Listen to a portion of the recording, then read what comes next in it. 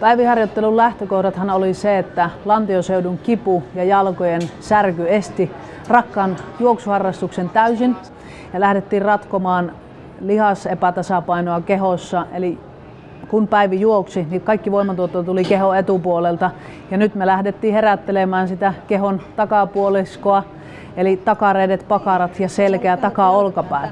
Eli näitä ollaan herätelty useiden viikkojen ajan ja ollaan saatu hyviä tuloksia aikaa, eli pakarat ja takareisi on löytynyt jo cross-traineria tehdessä.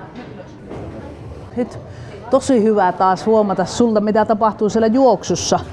Eli nyt kun sä lähdet juoksemaan, kun sä väsyt, eli se kehonhermotus muuttuu sinne kehon vahvalle puolelle, kun sä haluat työskennellä sillä kehon heikommalla puolella, eli pakarasta ja takareidesta vetää sitä juoksua, niin silloin sulla kääntyy tuo lantio ja sä työnnät tämän rinnan ylös siellä, eli semmoiseen säästävä asento, eli näin.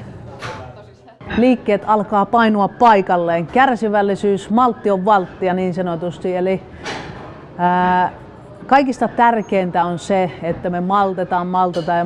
Ollaan rehellisiä sille, että jos joku ei tunnu siellä, missä pitää, niin me maltetaan vaan etsiä se.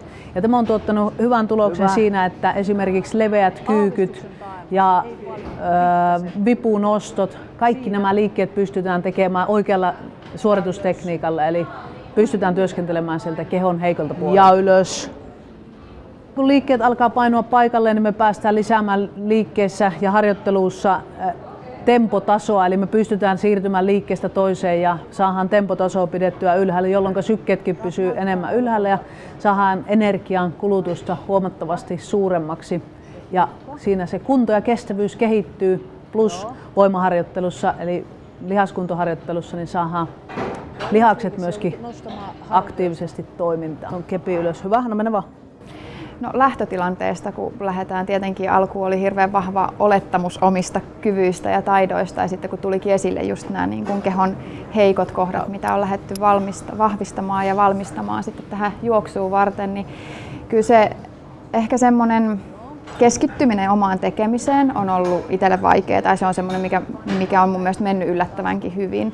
Mutta nyt jos ajattelee sitten tätä lähitulevaisuutta, että on mahtavaa, että on päässyt vähän josta juoksua kokeilemaan ja se, että kuinka eri tekniikalla, kun ihminen antaa neuvoja oikeammasta juoksutekniikasta, kun itsellä se on totta kai aikojen saatossa hilautunut sinne, mikä on ehkä mahdollistunut, jos ajattelee, että siellä on ollut niitä kipujakin, niin sitten on ehkä juostu vähän semmoisella tekniikalla, mitä ne kivut on sallinut, niin nyt on kiva päästä tekemään asioita ilman, että siellä niitä tuntemuksia on. Ja tietenkin niin kuin, eihän tämä tähän lopu, että pakkohan sitä on jatkaa, koska mä koen, että nyt on päästy liikkeelle siitä, että mä oon oppinut jotain asioita ja osaan jo muistutella itteeni määrätyistä hommista, mutta paljon on sitten tekemistäkin kyllä vielä, että pääsee niille pitkille lenkeillekin sitten joskus tulevaisuudessa.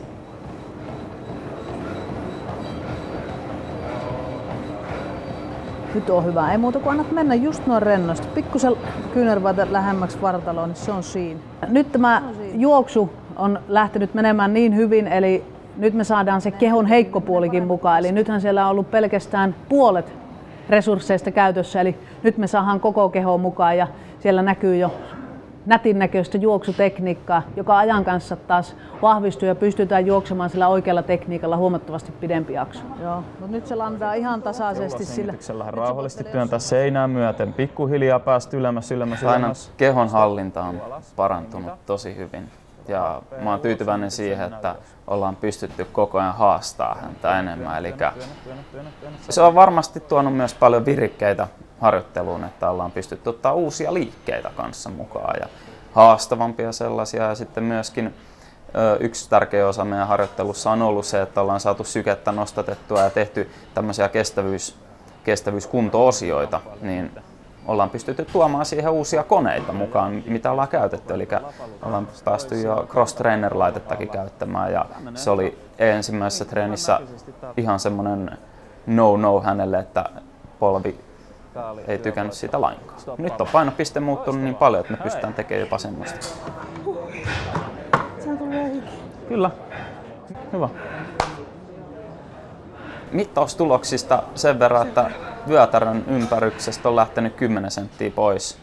Ja tosiaan, niin kuin aiemmin on peräänkuuluttanut sitä, niin kehon koostumus on tällä hetkellä semmoinen, että sieltä on pelkästään rasvoista lähtenyt sitä painoa pois.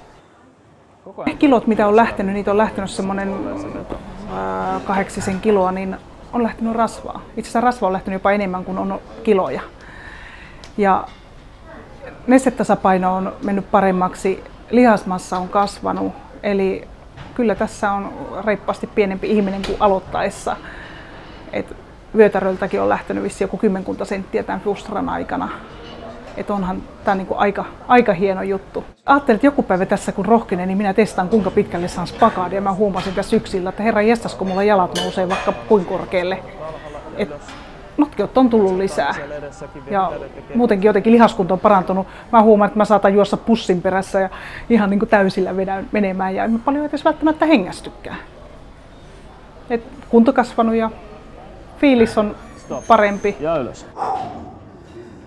Sisähengityksellä alaspäin. Stop. Ja ylös. Jarruta. Tänne korkeammalle vaan maltilla. Kyllä mä oon häntä tässä niinku eteenpäin puskenut, että hän on sanonut kyllä monta kertaa, että kyllä olisi ollut haastavaa ilman meikäläisen apua tässä.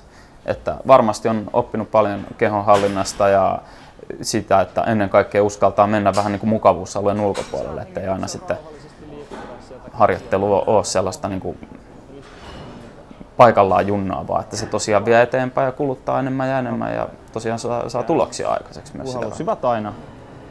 Ne vallan mainiosti tällä hetkellä. Käännä ja puhalla. Maltilla.